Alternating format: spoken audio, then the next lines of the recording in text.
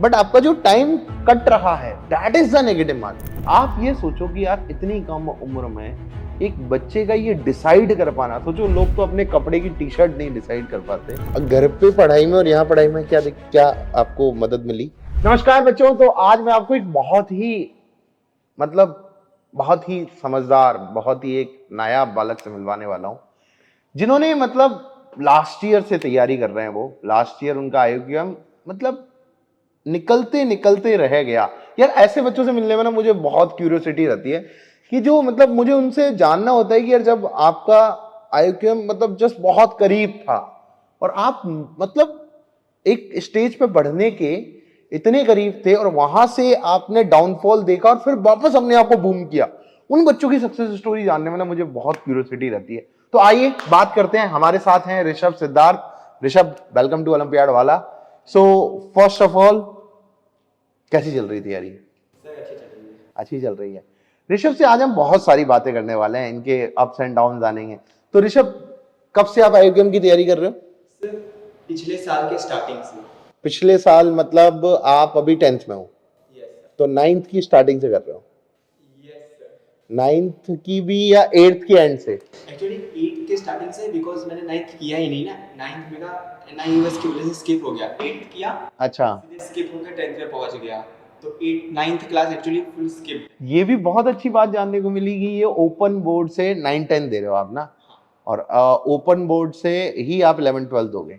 Okay, सो ये बच्चा देखो आपको एक, और मैं तभी तो बोल रहा था कि आपको एक नायाब बालक से मिलवाता हूँ क्योंकि ये ओपन बोर्ड से दे रहा है। ओपन बोर्ड ही क्यों चुना? सर, टाइम अच्छे से मिल जाता है घर पे सर हर तरह की प्रिपरेशन करने के लिए। अच्छा, तो साथ साथ में आप जेईई की प्रिपरेशन भी कर रहे हो? नहीं, सिर्फ और सिर्फ मैथ्स ओलंपियाड, क्योंकि वहाँ से ISI जाने की रखा है। पहले से ही सब डिसाइड करके बैठे हो कि ISI और CMI ही जाना है? ISI CMI या ओनली ISI?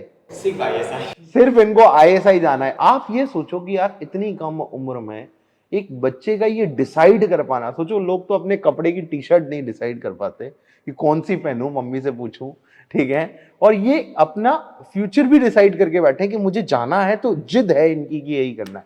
तो लास्ट ईयर आईक्यूएम 2024 में क्या स्कोर था? सिर्फ 21 था। सिर्फ 21 था, और कट ऑफ क्या थी? 22। अब आप सोचो कि कट ऑफ थी 22 इनके रीजन में और इनका स्कोर था 21। कैसा लगा? उस टाइम एक धक्का जो लगा था आपको, क्या महसूस हुआ उस टाइम पे? बहुत बुरा लगा था, क्योंकि उस समय ना मेरी इफिशिएंसी ज़्यादा थी। मैं 6-7 और क्वेश्चन बना सकता था और वो मैं नहीं बना पाया। तो एकदम इसको कहते हैं ना, डिप्रेशन टाइप। तो क्या आपको पेपर में वही एक्सपीरियंस मैं बच्चों के साथ साझा करना चाहता हूँ कि लास्ट ईयर आपको ऐसा क्या लगा, ऐसा पेपर में क्या हुआ कि जिसकी वजह से आप क्वेश्चंस नहीं बना पाए? क्योंकि आपने स्टडीज तो पूरी करी थी, या आपको लगता है कि मेरी पढ़ाई में कमी थी? दोनों में से क्या बात है? पढ़ाई में कमी नहीं थी, शायद मैं वहाँ पे नर्वस हो गया और क्वेश्चन सिलेक्शन मेरा वीक हो गया था। तो क्वेश्चन सिलेक्शन की एबिलिटी होती है, तो एबिलिटी अगर वीक हो जाती है तो नॉलेज तो पूरा है, बट गलत क्वेश्चन में जाके हाथ डाल दिया तो फंस जाएंगे ना। बिल्कुल यही नहीं करना। ये मिस्टेक मैं हमेशा बच्चों को बताता रहता हूँ कि आप जब स्टक हो जाओ एक 20-25 मिनट में एक क्वेश्चन में, तो ड्रॉप करो, छोड़ो। नहीं बन रहा, कोई बात नहीं। जो मार्क्स, क्योंकि आईक्यूएम में नेगेटिव मार्किंग नहीं है, बट आपका जो टाइम कट रहा है that is the negative marking. आपका टाइम ही आपकी मार्किंग है। टाइम गया, आपकी मार्किंग ऑटोमेटिकली लूज हो रही है। सो ऋषभ, लास्ट ईयर जब आपका आईक्यूएम नहीं निकला, फिर अपने आप को कैसे रीगेन करने के लिए सोचा? सर, एक्चुअली आईक्यूएम का ना डेट जो रिजल्ट निकालते बहुत लेट कर दिया था। तब तक तो मैं आगे की प्रिपरेशन भी चालू कर चुका था, बैचेस मिल गए थे। वहाँ से ना एक पुश मिल जाता है कि अब आरएमओ तक पहुँच गए हैं, तो उससे आगे चलो जितना भी पढ़ाई का कॉन्ट्रैक्ट है सब कंप्लीट ही करते रहते हैं।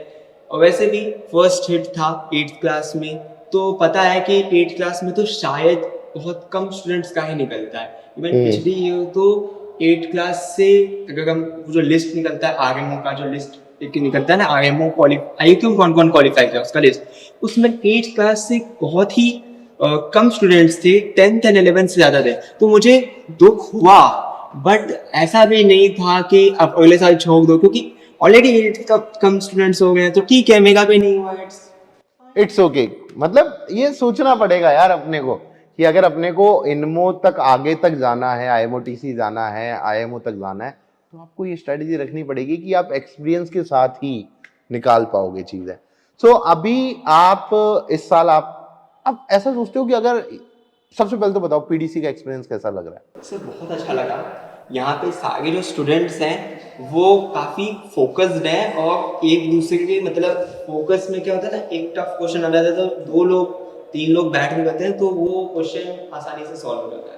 अकेला आदमी फंस जाता है। अकेला आदमी घर पे पढ़ाई में और यहाँ पढ़ाई में क्या आपको मदद मिली कैंप के थ्रू? की बात ये है कि आप अपना मनचाहा पढ़ते हो, हाँ उसमें आप भटक भी सकते हो और अगर सही डायरेक्शन में पता नहीं कैसे पुश मिल गया किसी दिन तो फायदा भी बहुत होता है। हाँ। बट यहाँ पे क्या है ना कि स्ट्रक्चर्ड रूटीन है, उसकी वजह से टीचर्स से आप एक तरह से मेंटोर में है तो Help. बहुत फायदा। तो अगर आप एक बात समझो कि आप अभी रेगुलर टेस्ट दे रहे हो, ये रेगुलर टेस्ट ही अगर आपने लास्ट ईयर दिए होते तो वो जो एग्जाम टेम्परामेंट था उसमें फायदा मिलता?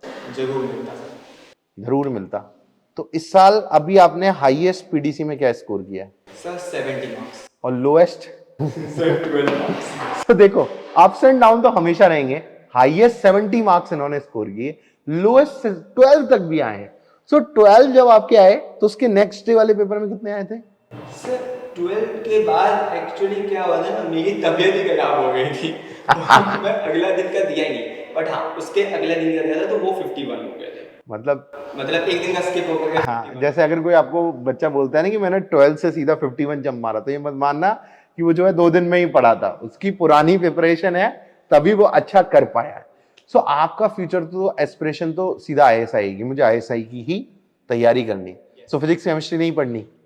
नो सर, पढ़नी तो पड़ेगी। पढ़नी वो वाली पड़ेगी, बट ऐसे कॉम्पिटिटिव एग्जाम जैसे जेई होता है तो उसमें मैं उतना पसंद नहीं करूँगा।